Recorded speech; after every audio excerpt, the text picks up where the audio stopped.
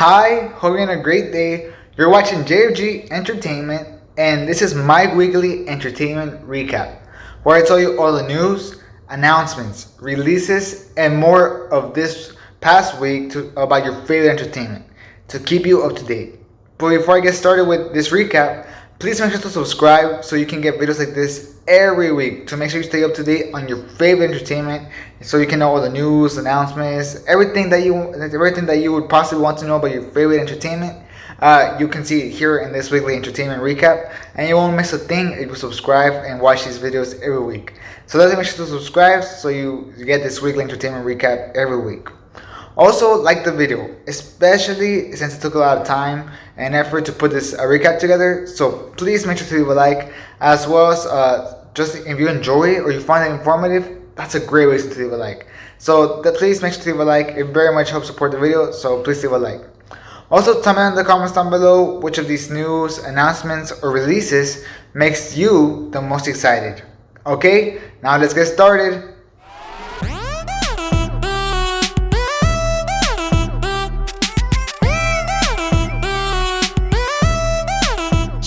Okay, so to start off the news or announcements, I'm going to start off with saying that Hotel Transylvania 4 or Hotel Transylvania Transformania will now premiere on Amazon Prime exclusively after Amazon bought it for $100 million from Sony.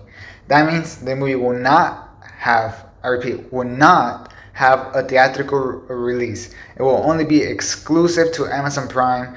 It will come on the service, so if you have Amazon Prime, you will see this movie. When? I'm not sure. Release date has not been announced yet, but expect someday October, probably October 1st or October 31st to match the Halloween theme. But I expect some release date to come out soon, because I definitely think that they want to release it on October. So if you want to know what the release date is, definitely make sure to subscribe, because I'm sure eventually it'll come out on a weekly entertainment video where I cover the release date. But as of right now, it has not been announced yet. All we know is that it will come out exclusively on Amazon Prime. Okay, on other news, the Shang-Chi first reactions came out, and they're pretty positive. If you actually want to know about them, then you should check out my video right here. Link will be in the corner, and I definitely go over a bunch of first reactions or reviews over Shang-Chi from a variety of critics who tell you what to expect from the movie, the good and the bad. The good and the bad, and you definitely don't want to miss that. So definitely make sure to check that out. I think you'll definitely enjoy it. If you want to know what to expect from Shang-Chi and the good, the bad, all type of stuff, definitely go ahead and check that out. Okay, to the next thing, and that is a big announcement, and that is that DC announced that there will be a Black Canary HBO Max movie spinoff from the movie Birds of Prey.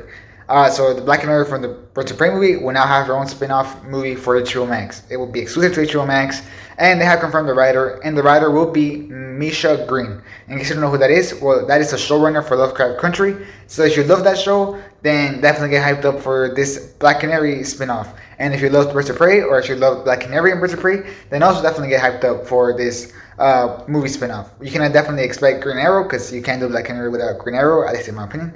And you can also expect Bronze Tiger, as the actress herself has teased it in some emojis. If I can find the post, I'll put it right here. So yeah, definitely expect that.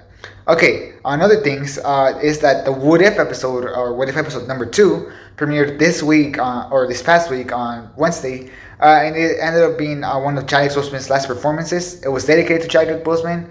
He will have more appearances in the show What If for this season, but that will be it. So that's the start of his last appearances as a actor, or as a voice actor in this case. So that is really sad. So sad that he left so early, but the episode was dedicated to him, and it was a great episode, so I just wanted to mention that in this video.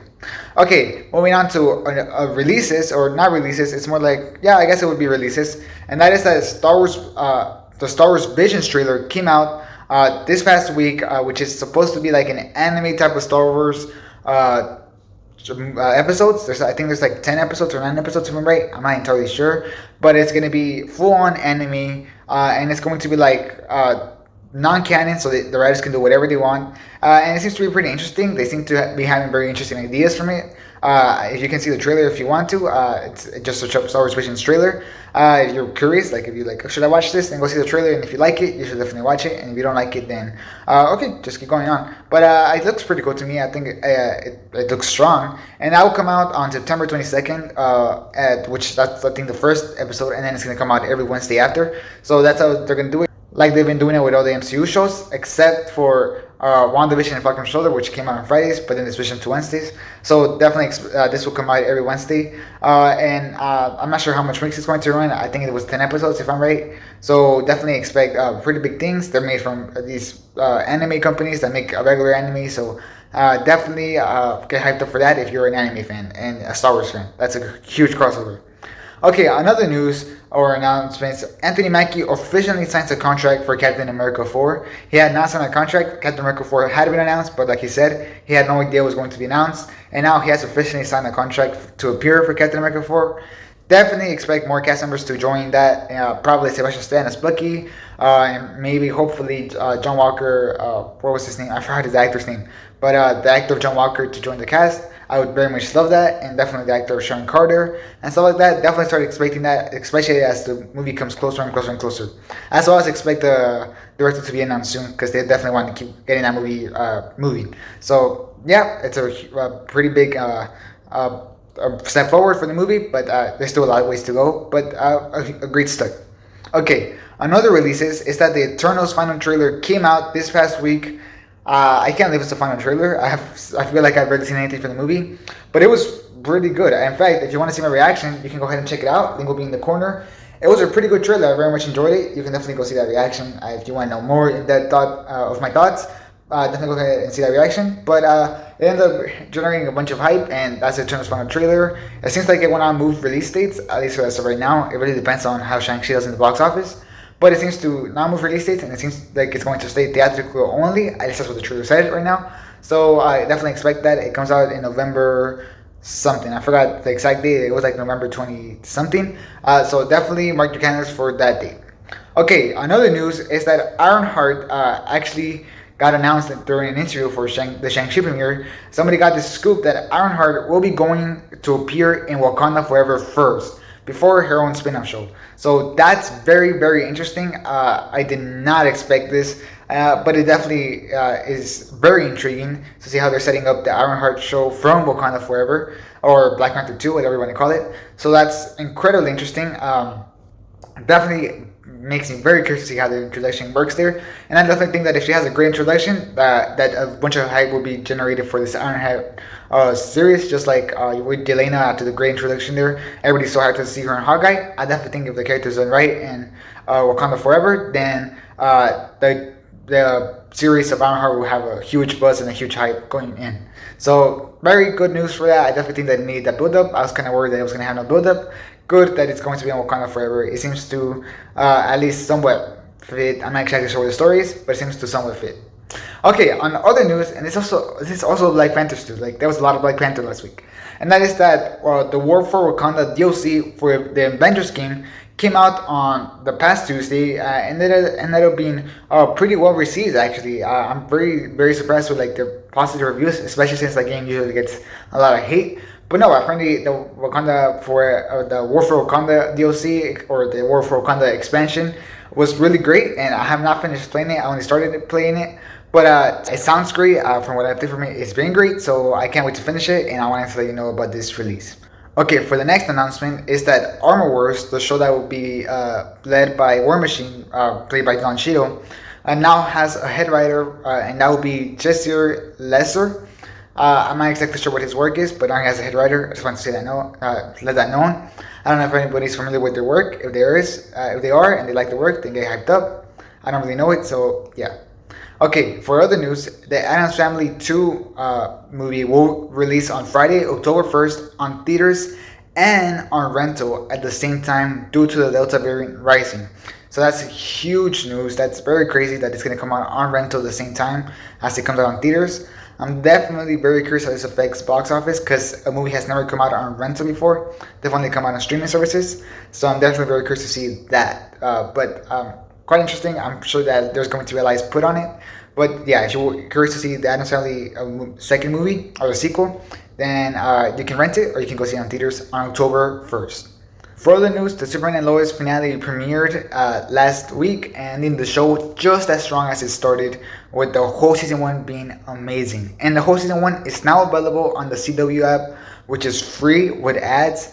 It just has ads, but you can watch anything for free. And the whole season 1 of Superman and Lois is there, and it got announced that it will be available on HBO Max starting September 17th. The whole season one without ads, or depending on what plan you have. So if you want to wait to see the show on HBO Max, you just have to wait until September 17th, and you can watch the whole season one. Or you can watch it right now at the CW app. You just have to have patience with ads. But other than that, it's great. I definitely recommend it. If you haven't seen season one, you have to see it. It's an amazing show.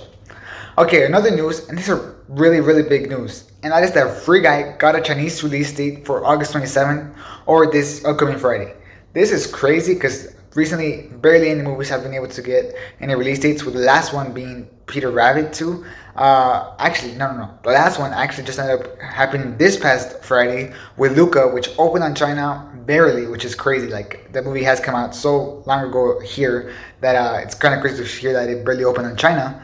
But that marks the first movie from the US to come out since Peter Rabbit 2, which is crazy. That means that Black Widow didn't get a release date there, Jungle Cruise didn't get a release date there, the Suicide Squad hasn't gotten a release date there, and so much other blockbusters, which is crazy, and terrible for their box office.